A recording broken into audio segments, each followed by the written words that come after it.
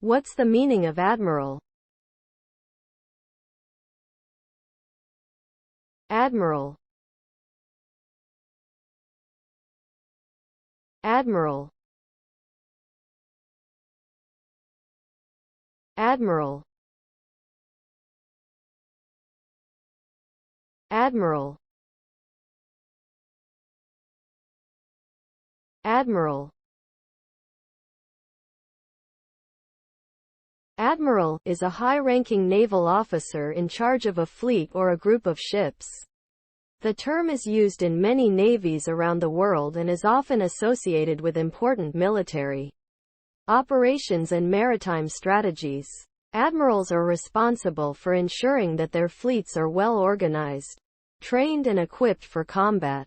They must also make critical decisions on how to engage in battles or respond to threats in an effective and timely manner. Overall, admirals play a crucial role in the defense and protection of a country's coastlines and waters.